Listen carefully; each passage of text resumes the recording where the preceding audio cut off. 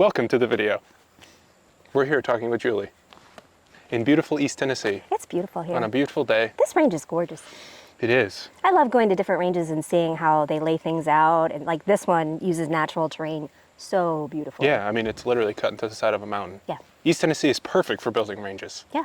You can't get out too far, but you have natural backstops. Everywhere. The side of a mountain. It's perfect. Yeah. Well, I just wanted to chat. We last chatted in January, and it's been, 8 months since we chatted, so I just wanted to see what was up, what you've been up to. You've had a long string of competition shooting this year. Yes. So I guess that might be a good first thing to start with. Yeah, it's been a full season. What's weird about this shooting sport that I mostly compete in is we have our nationals kind of at the beginning of the year. Yeah. But in a way, I mean, you just get used to it. You just deal with it. And then the rest of the season is really kind of seeing really how well and how far you can go. So that's the exciting nature of it. But So with Bianchi Cup being in May, yeah. what types of challenges does that bring up? I mean, can you still train throughout? Can you still train throughout the winter? Like, what does the training regimen look like leading up to May? I mean, you can certainly train throughout the winter, but there becomes this point of, there's no advantage to being super cold or being really uncomfortable because you're never going to have those conditions in Bianchi. It's never going to be 20 degrees outside with snow, blizzards, that sort of condition. So generally, most people take the winter off. They take a break and spend that time getting gear ready, making sure that they're all set for the season, making sure they're backup gun. Maybe they have to have a gun rebarreled or something of that nature. Or if they're going to switch to a different division, maybe planning for that.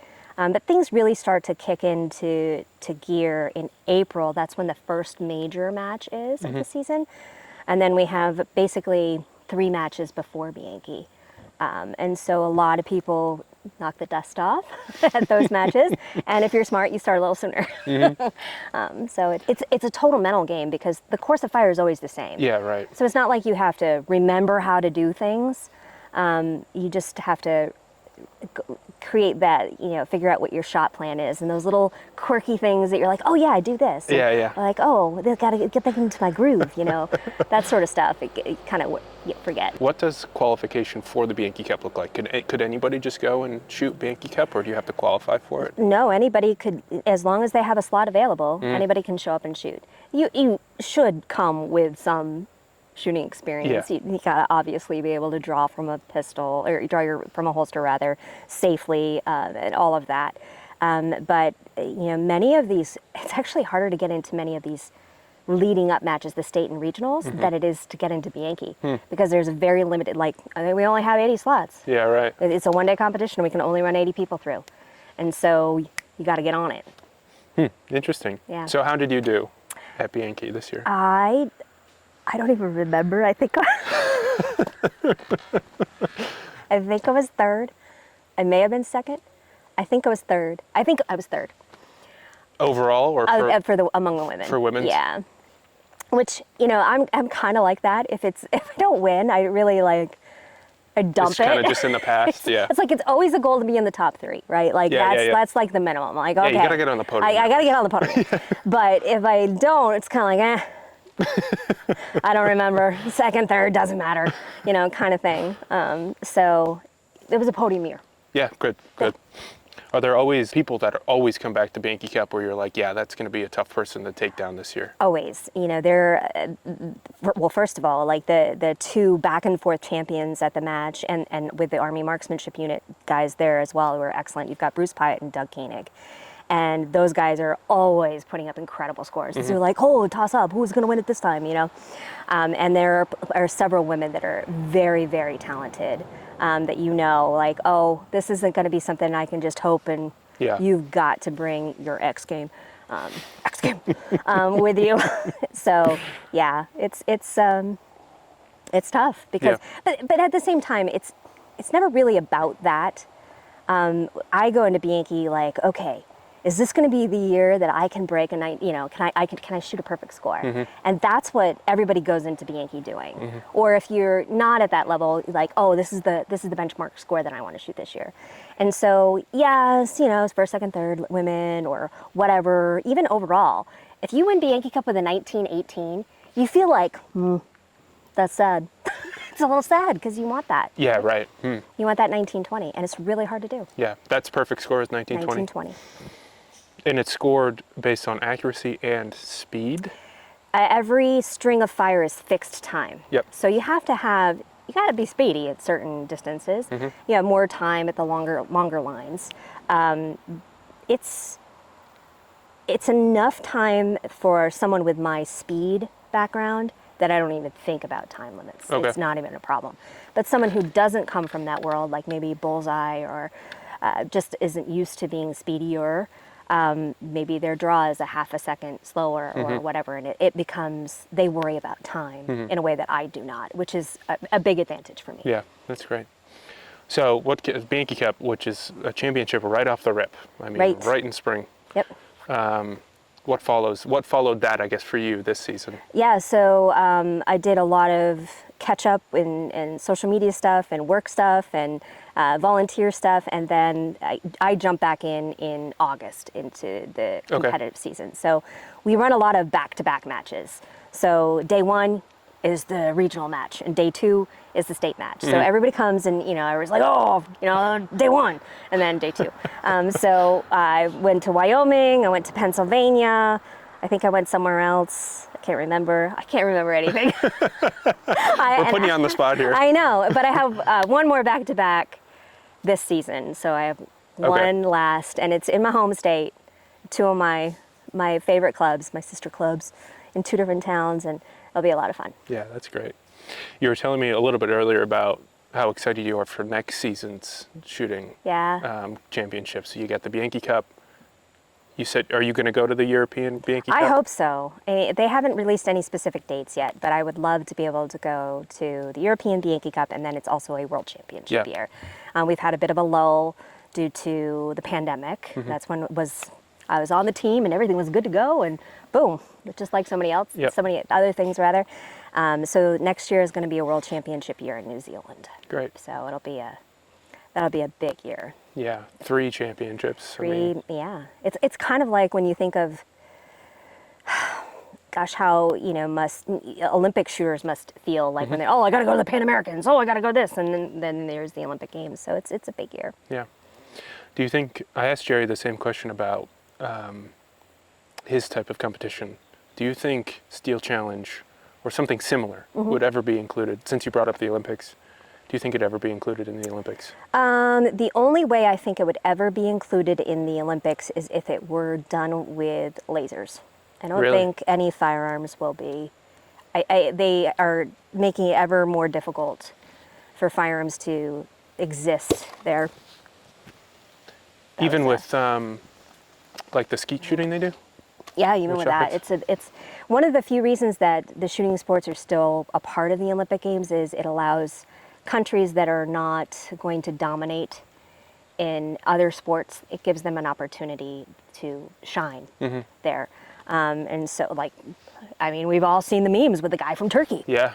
And like the outfits from from China and Korea and all this other stuff. So that is one of the reasons why they keep the shooting sports like that in there. But if they could find a way to make it all air or laser based, I wouldn't be surprised if they did that. Interesting.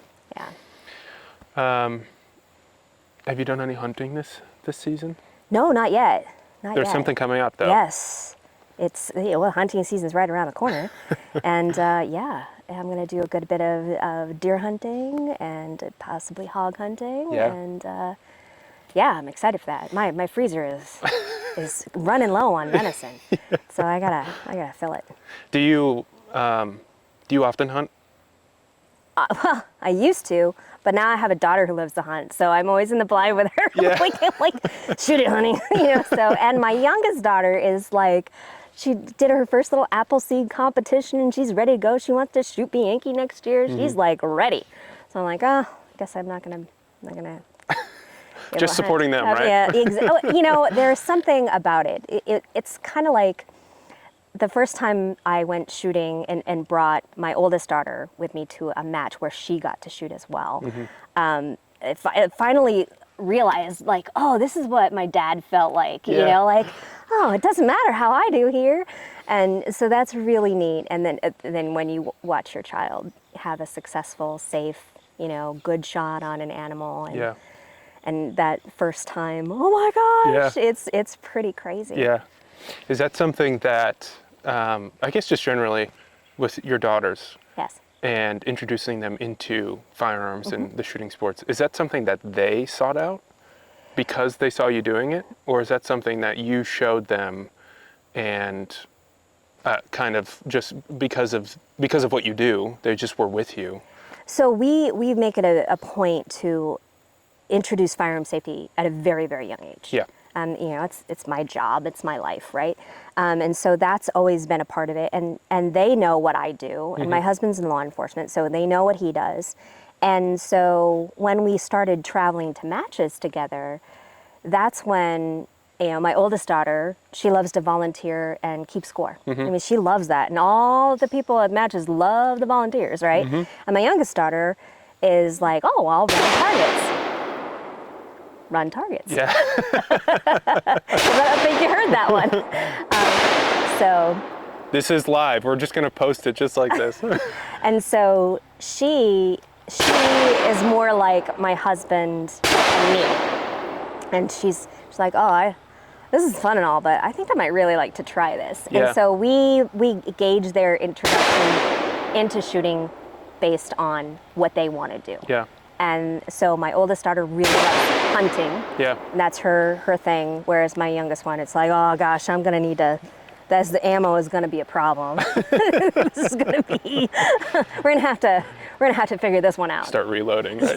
It's yeah. She really enjoys it, and she always has. I mean, it's funny. Kids are all different. So you mentioned introducing firearm safety to kids at a very young age. What age do you recommend, and how do you start teaching it?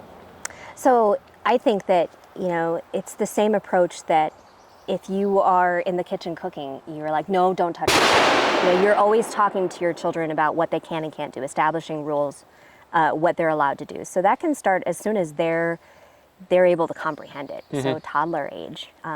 So for us, you know, we started establishing rules like, oh, well, you know, don't touch the hot stove, you know, stay away from knives, and guns, you stay away from guns. And you know, we firmly believe in that universal message of the firearms industry believes in. It's, you know, stop, don't touch, go get an adult, and avoidance. And so for us, it's just been something we've never had to worry about because it's always been, you know, part of our lives. And anytime our girls have had questions or were curious, we stopped everything and addressed it so that they knew, like, okay, mom and dad are the authorities. We can ask them at any time. No question is a stupid question, and really approach it from that sense. Yeah. What else do you have planned for the rest of the year? Just basically these last two competitions, I really want to post some good scores. Yeah. I've already shot a high season score in September in Pennsylvania, so that was pretty exciting, and let's see if I can beat that.